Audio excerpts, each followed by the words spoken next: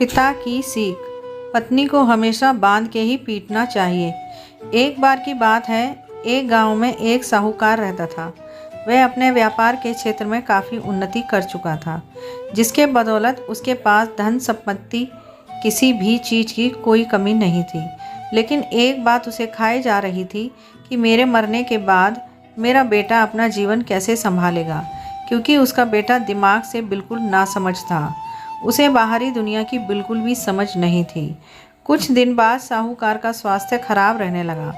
अब उसे महसूस हो गया था कि उसकी मृत्यु किसी भी क्षण हो सकती है। तब उसने अपने नासमझ बेटे को बुलाया और उसे अपना जीवन संभालने के लिए 4 बातें सिखाईं। पहली सीख, बेटा जब भी काम पर जाए तो छाँव में जाना और छाँव में ही घर वापस आना। दूसरी सीख, घर के चारों तरफ चमड़ी की बाड़ यानी चमड़ी की बाउंड्री करवाना। तीसरी सीख, हमेशा मीठा भोजन करना। चौथी और आखिरी सीख, पत्नी को हमेशा बांध कर पीटना। बेटे को 4 बातें सिखाते ही साहूकार जी स्वर्ग सिधार गए। अब बेटे ने अपने पिता की 4 बातें अपने जहन में बैठाई और एक नई जिंदगी की शुरुआत करने लगा।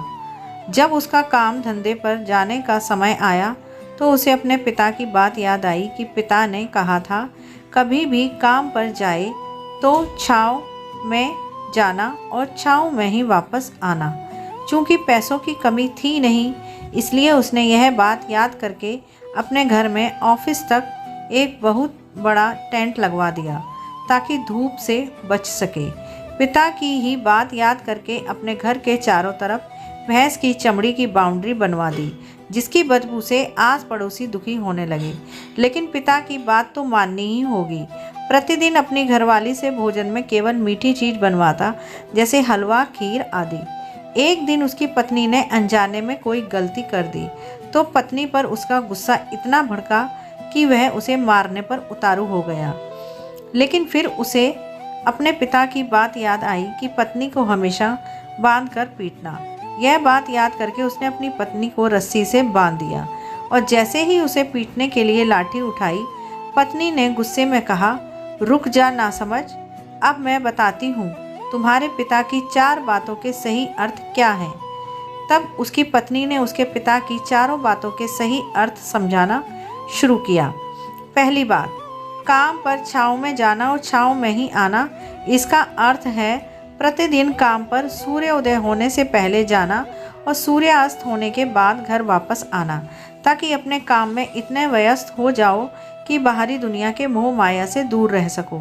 लेकिन तुमने तो घर से ऑफिस तक टेंट लगवा दिया ताकि तुम धूप से बच सको। क्या ये उद्देश्य था तुम्हारे पिताजी का? दूसरी बात, घर के चारों तरफ चमड़ी की बाड़, चमड़ी की बाउंड्री करवाना। इसका मतलब है अपने घर की सुरक्षा के लिए कुत्ता या बिल्ली पालना, ताकि चोरों से सुरक्षित रहा जा सके। लेकिन तुमने तो घर के चारों तरफ भैंस की चमड़ी लगवा दी, जो कि अर्थहीन है। तीसरी बात, हमेशा मीठा भोजन करना। इसका अर्थ है हमेशा भूख तेज लगने पर ही भोजन करना। इससे एक सूखी रोटी भी मीठे भोजन समान संतुष्टि देगी। जब किसी को बहुत तेज भूख लगती है तो वह यह कहकर भोजन का अपमान नहीं करता कि ये तुमने क्या बना दिया, भला ये भी कोई खाता है। यह तुच्छ लोगों के काम होते हैं और तुम प्रतिदिन मुझसे मीठा भोजन बनवाते हो, जो मनुष्य को गंभीर बीमारी की ओर ले जाता है। चौथी बात, पत्नी को हमेशा बांध कर पीटना। इसका अर्थ जानते हो?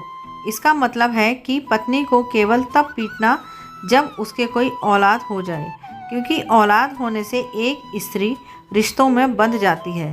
जब तक किसी स्त्री के औलाद नहीं है तब तक वह स्वतंत्र है। अगर उसकी आज़ादी छीनने की कोशिश करोगे तो वह अपने स्वतंत्र मन से कहीं भी उड़ सकती है। हाथी के दांत दिखाने के और तथा खाने के और, अर्थात पिता ने सिखाया कुछ और, बेटा सीखा कुछ और। उसकी पत्नी इतने दिनों से मौन इसलिए थी क्योंकि वह अपने पति के नासमझ दिमाग को भली भांति जानती थी। इसलिए उसने अपने पति को उसके हाल पर छोड़ दिया, करने दो जो करता है। लेकिन नौबत जब सच में उसके ऊपर आ गई तो वह भड़क उठी और उसे अपनी चुप्पी तोड़नी पड़ी। तो दोस्तों, ये थी आज की कहानी। आपको ये कहानी कैसी लगी कमेंट बॉक्स में ज़रूर लिखें।